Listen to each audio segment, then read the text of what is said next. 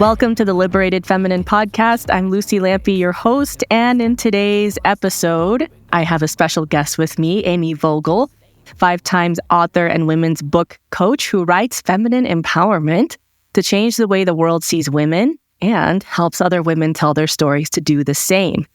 Now, it's going to get spicy today, y'all, because we're talking about unraveling religious trauma through your pleasure. So without further ado, Amy, welcome. Thank you for being here. And anything you want to add to that intro, plus a little bit about where you came from. Yeah. Well, that's like the short version, of what I do now. And I was in ministry for 10 years. I was in an associate pastor role for 5 years. And when that came to a crash, and I found myself burnt out, I started reading a whole lot. I'd already written a book that was very Christian-based.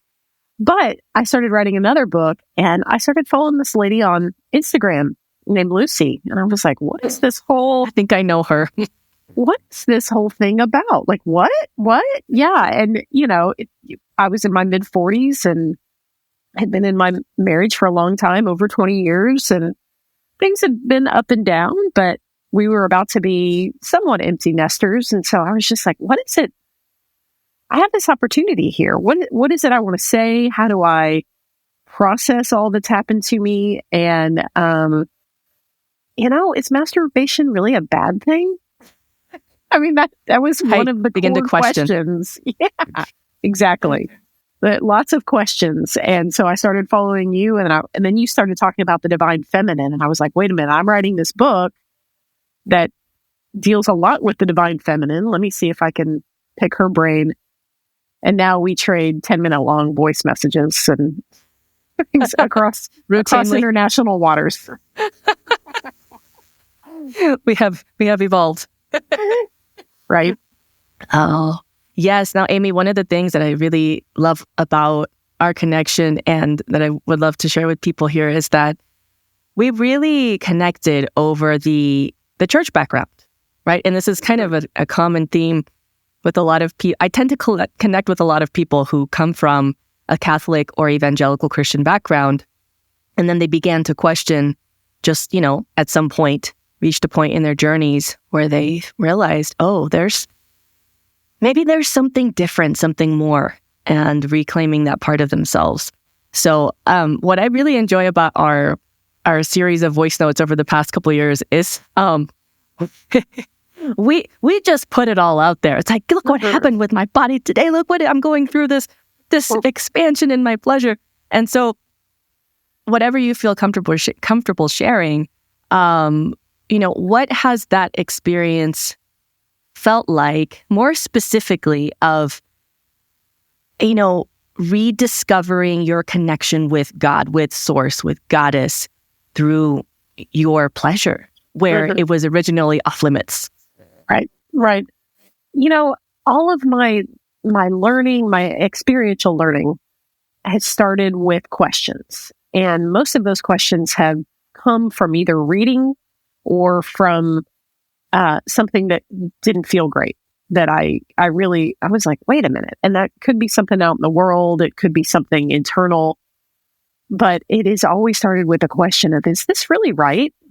And, that took off in a huge way right before you and I started talking. And I reached this point where, because I was doing so much reading, and most of my reading for about 10 years was nonfiction, and it was theology. I always joke about having a homeschool divinity degree. And and when the church that I quit, and then at the same time it was closing, which was a big sign of I was not supposed to go back there. And I started reading tons of fiction books. I went back to my first love of fiction books, and I'm an adult, so I started reading what's now known as romanticy books. And in those romanticy books, I'm like, oh, we're having some love connections, and it just, and so you get spicier and spicier and smuttier and smuttier. And I lost that sense of shame. And then that made me question. Now, I lost it. I had to go through a process of almost grieving what I had believed. And I didn't come from a tradition that was super fundamental. I came from a more tolerant denomination. But still, there's still a lot of our Puritan values in the U.S. are alive and well, especially when it comes to women's bodies. And so for me, reading these, I realized that most of these connections happen literally in love. Even when you've got I write romance now, so I can talk about the different genres. Even when you have a why choose or a reverse harem where the female character has got multiple partners, it's all based in love and it's all based in connection. It's not just people out there. In fact, in most romance books, the women that are out there, quote unquote, sleeping around eventually find their love. They want that partner. That's what you and I have learned is called sacred union. That's what we long for. Yeah. And so for me, I started seeing this and I was like, well, one, I want that. Yeah. Two, okay, so how do I redefine my marriage in order to align with that? Well, I got to do some work, and you recommended some great books for me. So I went back to some nonfiction reading, and Pussy by Mama Regina Tomlinsour, is that her last name? But yes, even saying that word used to be so uncomfortable for me. And I think I've watched so many. I think I've watched every single one of your videos on your YouTube channel. And it just, in a way, I got desensitized to the oversensitization of the word pussy. And now it just rolls off the tongue because that's what it is. That's what makes me who I am. And so, and then we got into some religious stuff. I read Mary Magdalene Revealed. And, so while I'm writing all of this, I just started experimenting. And I think I've done quite a few of your courses too, including the self-pleasure course. And part of it is, it was super, as you said, super uncomfortable. So uncomfortable. Because I remember being a teenager and trying to explore my body, but there was this sense of shame. Like I had to do it under the covers. Never admitted this. Yeah, I've never admitted this out loud, but my parents had this big jacuzzi tub in their bathroom in the house that I lived in high school. And that was the first place I ever masturbated, but I was scared as fuck to get caught.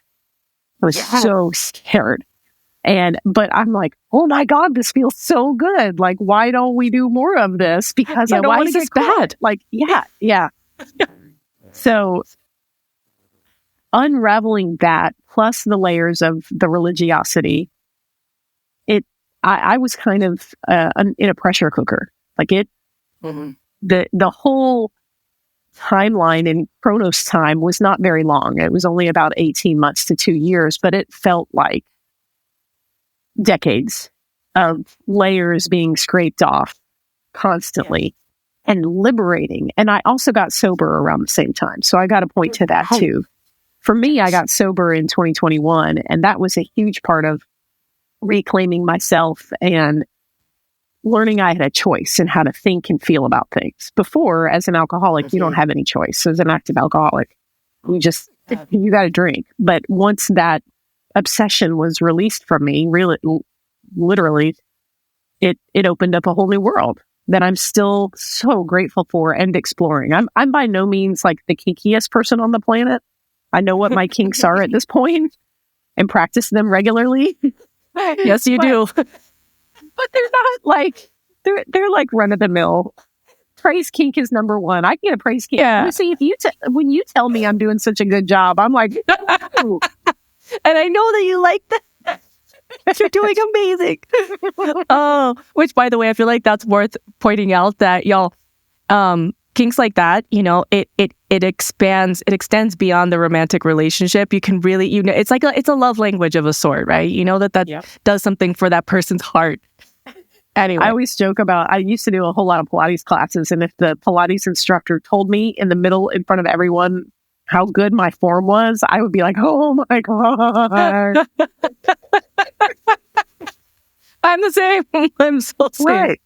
But that's the whole thing about sensuality and sexuality is it doesn't have to be tied to sex. If it's tied to love, the true intention of love, then it's pure.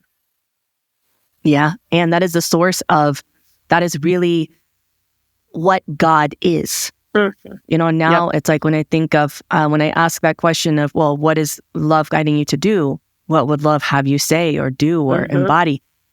It's that. It's that source of infinite, unconditional love. And so when you think about it that way, it's like, it does all point back to God. And I would think that this is so sacrilegious and blasphemous, just like 10 years ago. Right. Because, but it is. And that's why we have this portal directly to the divine through between our legs. Mm-hmm. Right there. Yeah. And that is why it is so shamed, because it's like, well, what would happen if women collectively didn't have all these distortions around their pleasure, around their sexuality? What if they recognize that there is this specific part of their body that literally has no other function other than pleasure? Why would God put that there? Right. Right. Hi. Yeah. If you believe we are created in the Imago Dei, then guess what? God functions in pleasure too, because we got 8,000 plus nerve endings in a triangle between our legs. And so there's something there, just the biology of it. But the body itself, the body and the union of bodies has been so for centuries, but it wasn't that's the thing. It wasn't always like that. I read a book before we talked, before we connected, called When God Was a Woman. And that blew my fucking mind because, it hasn't always been this way. What we know of the world today and the patriarchal systems really is relatively young. Yeah. In terms of human history. And so the reverence, and this is what I'm writing a lot now, the reverence of the feminine is making a resurgence as it always was meant to, because it was. And so what was is now new again. So it's fascinating to watch. I think in another life, I was probably some kind of sociologist or, I just love watching people watching. People watching, yes, like studying and observing people. I think with that too, there are some observations that I've seen throughout the years of how, especially women who come from a background where they have a lot of shame around sexuality, which then, by the way, the body stores that. It's like cellular memory of, it's not safe to have an orgasm because if you have pleasure, there's this deep subconscious belief that my soul could be in danger. And then we have all these embodied, embedded experiences throughout our, adolescence or childhood where, just like you described, I had the very same thing, where we're masturbating in secret because somewhere we learned that, that's disgusting, that's bad. Like, that's not like, God, Jesus is watching. Do you want him to see that? It's so God. Doesn't he have better things to do? No, it doesn't. I feel like he'd be acting for me. That's the point I got to. He's like, yes, go, go, go. Right? That journey of literally unpacking that shame through going into this very sacred part of our body. It's almost like we can't really bypass that. And there is a difference too between working externally, de-armoring, and going inside and working with the deep tissues of the vagina. I found a lot of my religious shame around sexuality inside my vagina. Yeah. So I don't know. Yeah. Can you speak to that or your experience or thoughts on that?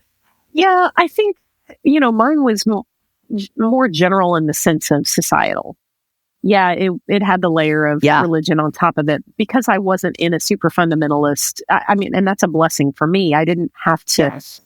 I didn't have to. My religious trauma came later. I just kind of got the same dose of every other girl, and growing up in the 90s. So show your body, but not too much because you don't want to. And yoga pants are bad and all that freaking nonsense. So, all that nonsense. But never.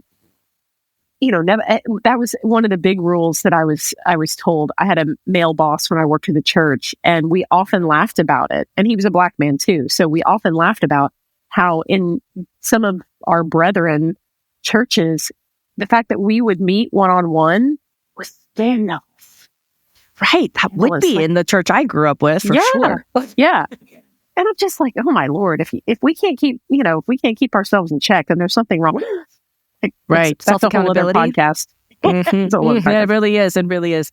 But as we're talking, I realize, it's a both and always, where you cannot deconstruct, which is the word I don't actually like and don't think happened to me, but the deconstruction of faith is a very relevant topic. And I know lots of people who are influencers, and I've really hesitated to be in that space because, again, that's not what happened to me. I untangled my faith from harmful belief systems, still am untangling my faith. But as we talked about, for me, it wasn't a complete tearing down to the studs. It wasn't down to the concrete. It wasn't, I didn't have to lay down a new foundation. I wanted to see if there was anything worth keeping. So my spiritual practices still include some Christian flavor, Christian-esque. Yeah. Jesus is the real Jesus is still like, yes, dude, I'm with you.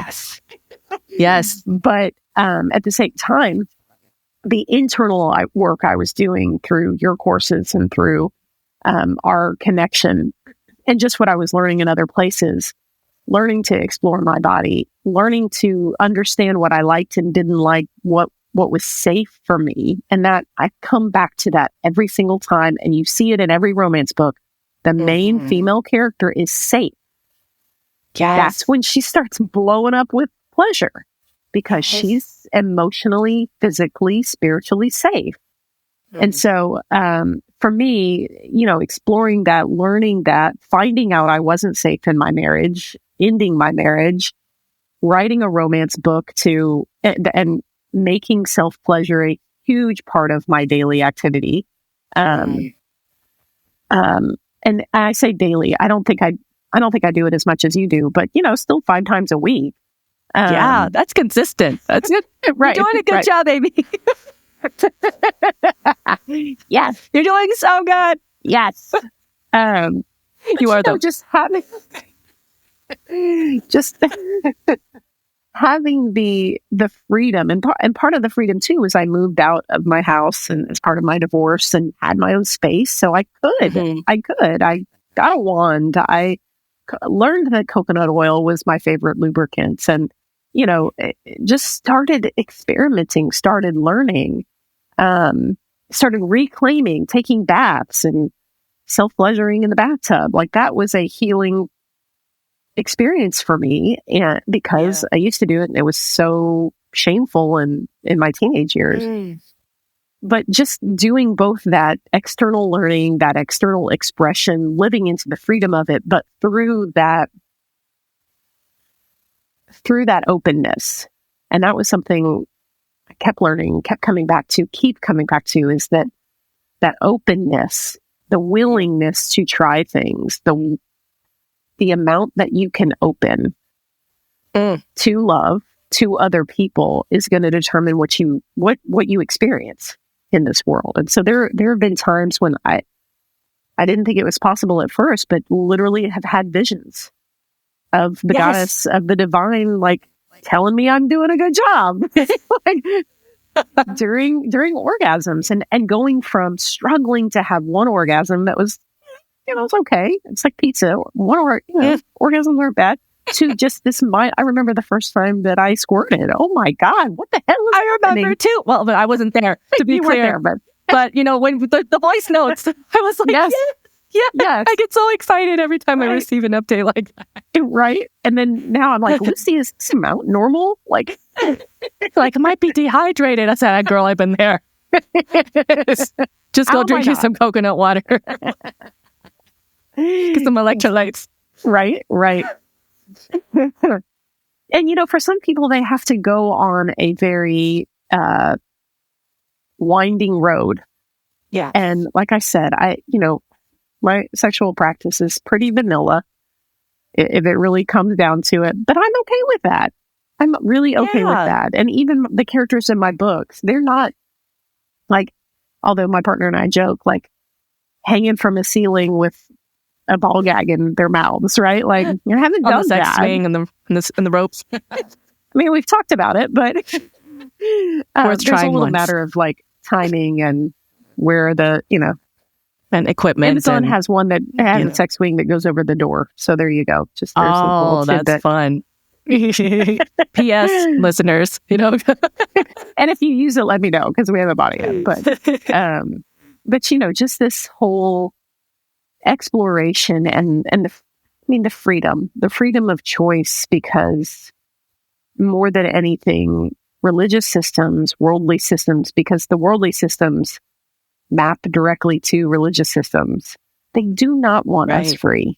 We are scary not because we're going to burn everything down, but because we're going to reveal truth that nobody wants to face.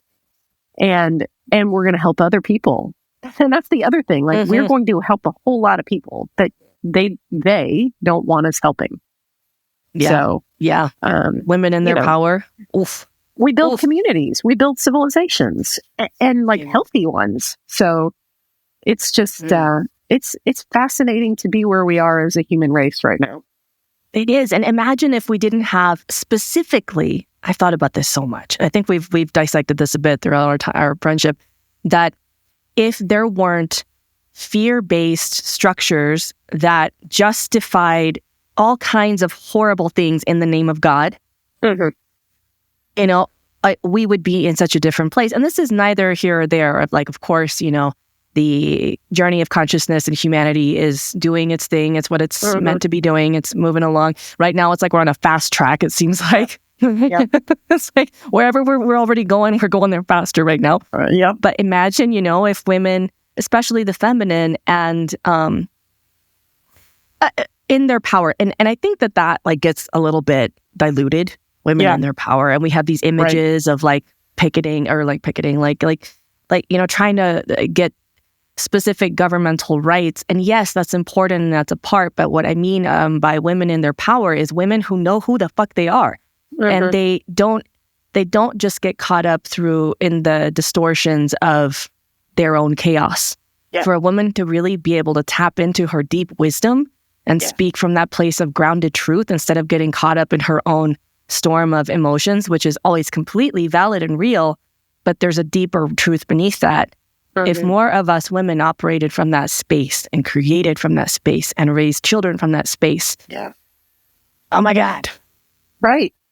And lived into the 3-part cycle of life, that maiden, mother, crone. The piece that we are missing hugely is the crone. And we always think of the crone like the evil the queen scary who offers Snow White. Exactly, that offers the poison apple. Like, that's not the crone. The crone is the woman who has lived some life. The crone is not even the grandmother. It is the mother who has gotten children to adulthood, and she's able to look back over the course of her life and say, this is what I've learned. This is what you need to know. This is what we need to change. And then continuing along that path of eldership. That's the piece we do not have, especially in the white community. In the Black community, we do. And people of color, in villages. The indigenous, white people are so far behind, it's ridiculous. But but there are lots of people who are waking up. I think it's just a matter of reclaiming what's already there. And that goes for us as individuals, physically, spiritually, and emotionally. And then that's going to translate to the broader spectrum of human experience. Yes. And when we teach our bodies how to embody safety, because we live in this thing 24/7. Right? Like, when we do that and our nervous systems learn it's safe to exist as the fullness of who I am through something, for example, like through our pleasure practice, that literally embeds these memories of, oh, I can relax. Oh, I don't have to be frantic and rushing to the next thing and hypervigilant.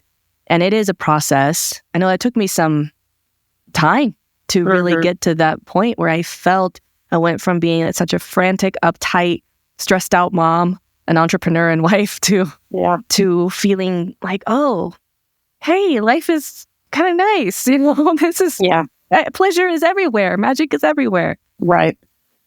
Right. And for me, I think I'm still in process there because so much for me has changed in the last 3.5 years. It's been a lot.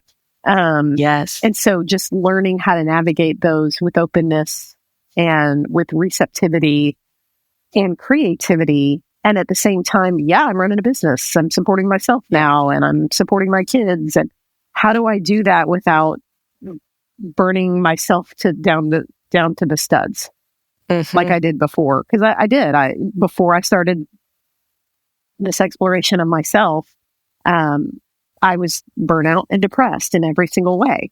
And so reclaiming that has been fast and furious. And I think that's pretty indicative of where lots of people are, lots of women are. And, but when you do it, it's amazing. You know, I see all these things. Like we were at my youngest plays soccer. And so for her birthday, we went to, the U.S. women's national soccer team game that was here in Houston last night. Oh. And, my partner and I were standing in line and we were buying some food because the princess was hungry and it's her birthday, the birthday princess. Yeah. Oh, so we were getting her some food and there was this little bitty girl and I love little girls. I have 3, they're not little anymore, but I just adore little girls. And there was this little girl who, we were in line with probably 40 people and she picked me out and she played peekaboo with me and she was probably 4 or 5 and just adorable. And I thought to myself, that has always happened to me. There has always been a little kid or sometimes an animal or things like that. So there's got to be something in me that is reflecting something good into the world. Yeah. And so I think more and more people who are connected with themselves, connected with their hearts, because it's all related. If you look at the chakra system, it's all in one big line, right? Like we've got to be there. The throat and the vulva are, the same structure and makeup. Like the biology is there. It tells the story. Mm-hmm.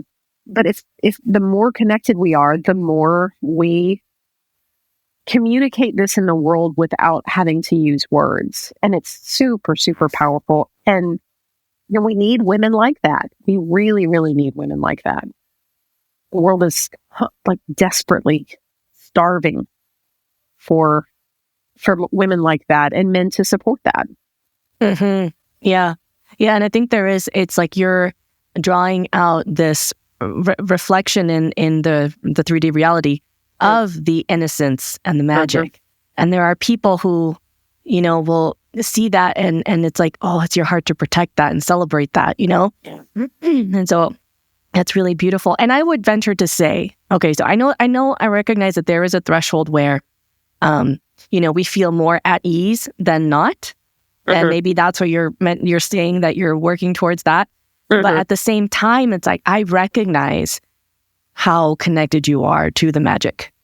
And so sometimes, we don't realize until we look back and we really reflect on what it was before. Yeah. And then we realize that we can't really connect to that experience anymore because it's not our experience anymore. Right. So I just want to say that I see that in you. Yeah. And I think that, again, you're doing a great job. Man, I help myself. I'm going to be so topped up when I go to the gym. It's going to be be bursting at the seams. Caffeine. Yeah, it is. Here's your boost. Well, and I think too, to your point about the magic, I think the magic was already there. It just was, it didn't have as much room to express itself. But the skills I used as a young adult in sales, the skills I used as a mom, the skills I used as a pastor are now all coming to fruition. And they are the skills that I use to coach. And they are the skills that I use to connect to readers and to other people who are, it's just, it all works together for good. If you would like me, if I can quote a Bible verse, it all works together. We can quote them all day. Yes. We know them. Yes. Right.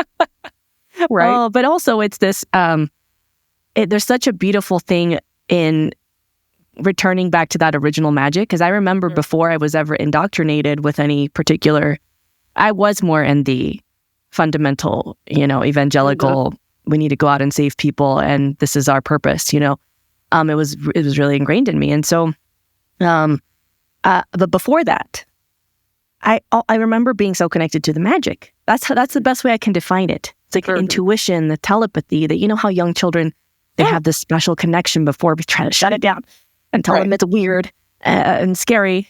Or demonic. I love that. Or demonic. Word. Oh my God, that's the best one. We got to get into that too. We have to.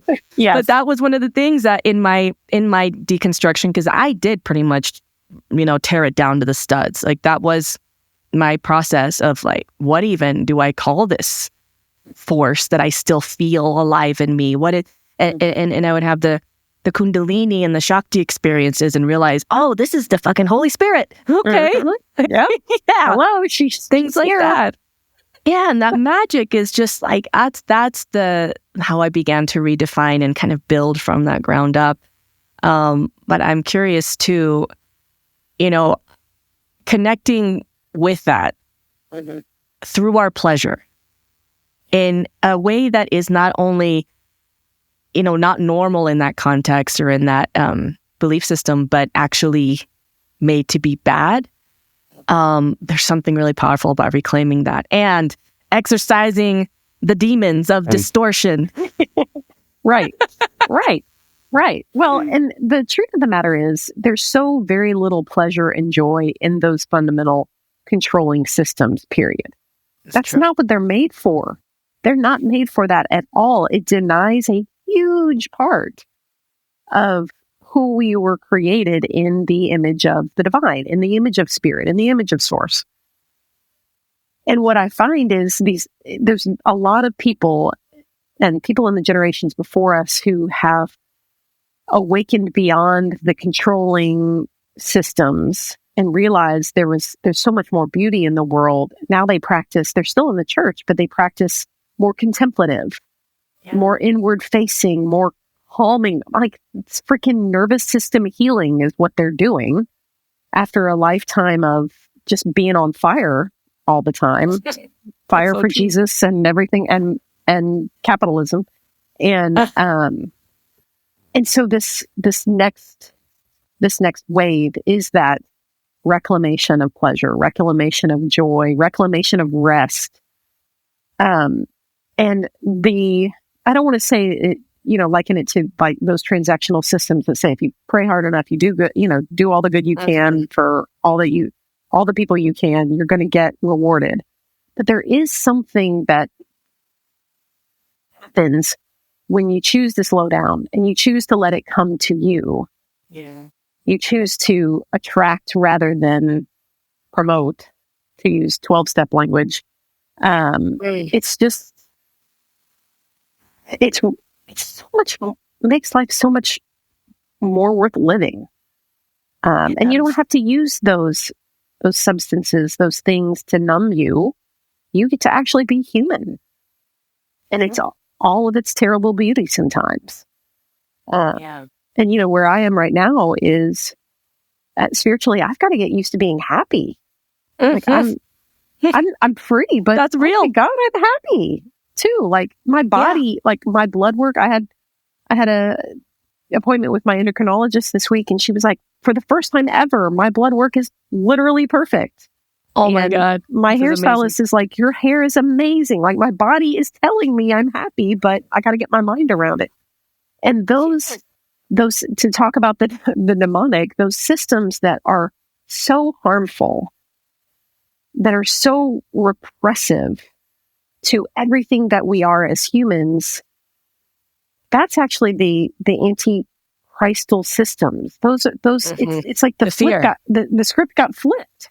The fear, yes. The things that cause us fear are actually not of God. Mm-hmm. And so the more you hear somebody talk, and the more they're pushing fear, and the more they're pushing control, and you should do this, and if not, you're going to go to hell, or you're going to blah, blah, blah. Like I said before we got started, I'm in this debate on TikTok with this woman who's called romance readers perverts. And then her second post was romance writers are possessed. And she quoted Acts Oh, Lord. 16 Oh, with the Lord. girl. You know where it's going. It's like, my first whole point was like, you are totally reading this context wrong. Like, this is so wrong. But, just the use of fear and control are actually the things that are least reflective of love and least reflective of God. And so if you pay attention to how you feel, how does something somebody is saying make you feel, and then analyze it. Don't just accept it for what it is. Yeah. The big question is, who told you that? That's actually quoting Jesus. Who told you that? That's valid. That's a great question. And also, it's like we're in regards to how do you feel it in your body? It's the simplest way, going through all these different mental gymnastics throughout the years of the deconstruction process. I'm like, well, if there's not good or bad, it's not binary, and there's non-duality. Like, where does all of this shit fit? And what I concluded to that just feels the best right now and makes the most sense in this reality is that the simplest thing is it love or fear? Yeah. And so is this coming from love or fear? Does it promote more love or more fear? And so that contraction of like, that is fear. The expansion, even if it's a little scary or an edge, it's going to feel so different. Yeah, absolutely. And sometimes we've learned and been taught to mistake, like it's the wolf in sheep's clothing, where fear is actually love. Like, in order to be loving, I need to tell you some harsh truth that's going to scare the shit out of you. It's not actually the way that love works. Like, it just that is the whole thing. I mean, if we want to go super spiritual, that is the whole thing about the demonic. It's the twisted lie. It's the distortions, the illusion. Yes, the imprinting. I read that word recently. The imprinting. We don't know any better than to receive, because we're hearing it from the people in authority in us. But that is the gift of choice. And when we get older, we can say, wait a minute, who told me that? Who told me that? And challenging that. And we have the freedom to explore and find the truth somatically. Because there have been times, and you and I have talked about this, when things have happened, and I keep checking in with my pussy, and I keep checking in with my heart, and they're chill, but my mind and my ego are like, oh my fucking God. But I keep returning back. Like Mama Gina calls it the GPS, the great pussy in the sky. Let me check in. I love that so much. Let me check in. What is my womb space feeling? My womb space is really chill. So, I mean, I texted you, I was like, I just finished a 10-day long period, twice as long bleeding cycle as normal. And I'm like, oh, if I Google this, they're going to tell me I have cervical cancer. Right. It's not going to end well on Mr. Google. Dr. Google. So let me check in and ask my womb space how it's feeling. And I told you this, but the day before I started this, I asked for alignment. Well, guess what? My body was getting aligned. And am I in perimenopause? I don't think so. My womb isn't telling me that. My womb's just telling me to chill the fuck out and just let it happen. Yes, that's so important too, because also another byproduct of these systems that really are to control and downplay and diminish our innate power. It's a mind fuck. Just trusting our intuition. Yep. It's like, wait, is this my intuition or is this the devil trying to seduce me? Right. And feeling good. Damn it. That's hedonism. Maybe that's not such a bad thing. Seduction isn't such a bad thing. Hey, we realize that we're constantly being seduced by God, towards the things that our soul is here to do. It's like, hey, come here. But it's this whole experience of actually letting it feel good and letting it be good. Because another thing on top of that is like, oh, we have to earn the pleasure. We have to earn through sacrifice. And the more pious and holy we are, the more we sacrifice, the more we have to suffer. And that is such a deep thing to untangle, even if you haven't been in deep fundamentalism. And when you're in a space of pleasure, guess what happens? Like you're surrendered. You're open. You're receiving love. You're receiving pleasure. And it can be very uncomfortable because it's like, do I deserve this? Right. Right. Yeah. And also, I remember you giving me this advice sometime last year that you actually have to go to the edge of it and push a little bit farther beyond. In order to open more, you have to get uncomfortable in the pleasure. Okay, so you had 4 orgasms. Can you have number 5? Or can you just stop counting? Like, I don't even count anymore. Just stay basking in the pleasure and not like, okay, I'm done. Let's go. Right. Yeah, exactly. Right. No. And that it's funny because yes, you've got the fundamental influence, but also there's the reality that we live in America and in the West, and the influence of the West in capitalistic societies, which means we need to grind. It means we need to earn. It means that in order for anything good to come to us, we need to be worthy of it. And it's just such a backward system. But it takes a long time to get to that realization. And I'm sure if my children heard me on this, they'd be like, what? Who are you? Right. But I see you working all the time. Yes, I know. But I love, it's like, it's still unlearning that and still finding the balance, which is why I so appreciate your mentorship and all of this, because it's just, it's been a wild ride for both of us. It really has, and it's this whole concept too of like, am I well rested enough am I well resourced enough to do my best work versus have I worked hard enough to earn my rest? And, you've seen me on my own. Yeah. You've seen me on my own journey of that, of just softening and opening more. My God. Softening so much. Now there's someone else. Yeah. Yeah. I softened enough to let some other little light being incubate in this womb that I've been clearing out so much shit for so many years now. Right. I told a friend of mine about this, marathon bleed that I've had, and they're like, well, maybe your body is ready for another baby. And I'm like, no. No, that's not. I'll be 50 in 2 months, y'all. No. Not looking for any kind of, miracle. No, you haven't been connecting with any spirit babies. I know that. I know that for you. Abraham and Sarah. I'm not Sarah. No thanks. You know what would be fun is if we, at some point, we come back into space and we just riff off of all the biblical references, but make them real. Oh my God, that would be so fun. Yes.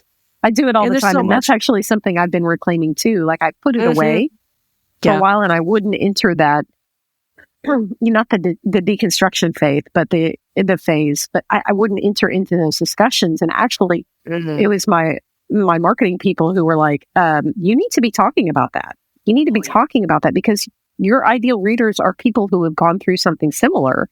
Yes. The women that you're going to help have had to, or maybe dealing with a similar exodus out of the church that you did, and they need to have some hope. You need to be talking about your background. So I've just in the last 3 or 4 months started to be more open about talking about it. And, I've got a blog post out there that's like a former pastor who now writes smutty romance, I love that title too. It's like, what? I need to look at that. Right. It's clickbait. I know, but perfect clickbait. Right. But all those references, and also too, it took me some years to get back into just reading any scripture without this feeling of ick and like judgment, because I went through some years of really judging judgmental Christians. Which isn't that funny? That was just my own self being reflected back to me. Now I was just judging them for judging me or whatever. Right. And it was so funny, but to get to a place where it's like, okay, I really have a reverence for wherever anybody's at. And if they feel called to this path, then cool. Like we're doing that. We've been to some of those, twists and turns. And when you look back at scripture from this point of view, from the lens of love, when you read scripture from the lens of love instead of the lens of fear and control and manipulation, it's so different. And it's like you see the truth in it. Yep.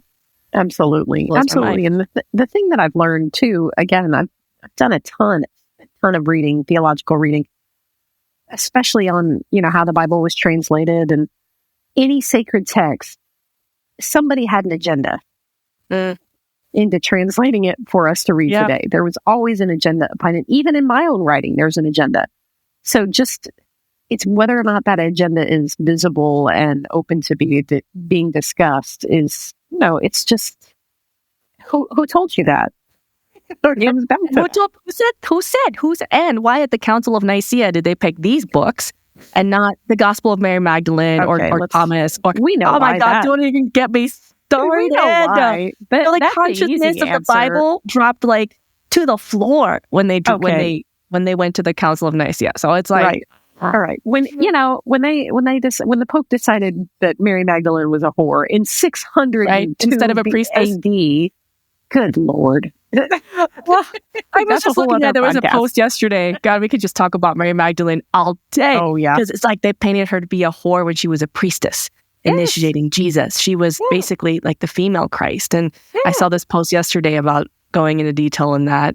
And I'm like, I love seeing that more people are awakening to this and their minds are being expanded and they're questioning, okay, wait, what? And who told me that? Right. Is that true? Right. So, right. It's really exciting. Who told you your body? Let's go. Okay. Last one, I promise. Last one, because I could go on and on. But literally, that was the first question God asked Adam and Eve when they put fig leaves on. Who told you that? Who told you were naked? Who told you that was bad? Right. So let me just write a book about that. Oh, God. You just start a new smutty book that starts with that. Maybe it's that'll be Lilith and Adam and Eve have a three-way. I don't know. And then Michael and I talked about that. Yes, poor Adam. He did not know what he was missing. He did not. And that's another thing, the origin story of woman versus Eve coming from his rib. Guys, don't even get me. I can't. Okay, I think this is a good point. Right. I'm getting so excited. We need a whole other podcast. Yes. Oh, we do. Oh, my God. And so actually, before we head into that, is there anything that you would like to leave listeners with today, or anything that's really big on your heart that you're like, oh, I really want to, leave this with them today? Oh, so many things. But, I think it always just comes down to the idea of what is love for you? What does love feel like? And once you start exploring that, then you will know what love actually is. For me, for the longest time, I struggled because I had other friends I was in prayer ministry and had other friends who had gifts of seeing or getting, downloads. And sometimes I get that, but I've come to realize I feel. I'm a somatically gifted person. And so if I stick with the feeling and I let the feeling lead me, I said this yesterday on a call with some clients, your vision of love, your vision for your future is not something you have to chase down. It's actually tethered to your belly button. It's going to pull you forward. So let yourself be open enough to be pulled forward into what God, the divine, the goddess, the source, love, spirit, all of the universe, all of the things, which is good and which is love, what it wants for you. And don't fight it. You will know when you fight it. You will know. So just let love pull you by your belly button forward. There you go. That's so good. That's what that it will take you to some scary places, but that doesn't mean that, just because it's an edge, it's a new threshold for goodness. Yeah. And thank you for sharing that. Oh, and also in that, it's following that deep feeling, that gut knowing, that womb wisdom is different from following an emotion. And I know that's something I'll perhaps dive into in a separate conversation or episode, but that's part of the gift of going deeper, descending deeper into our wombs, into our voices, in our hearts, because then we can discern, go beneath the flurry of the emotional storm and find that feeling that we're talking about. That doesn't change. It's not fickle. No, and not at you'll all. feel it, like you said. Like when you're not following it, you'll know. Yeah. Oh, so Amy, where can people find your work, your books, your mentorship now for authors, all that good stuff? Yeah, all that good stuff that's continuing to evolve and develop. But probably the easiest place to start is my website. So amywvogel.com. And then all my books are right now they're on Amazon. And then, it's got all the social handles, and we just have a good time, man. We just have a good time. We don't take ourselves too seriously, because that's of the devil. It needs to be a new tagline. That's of the devil.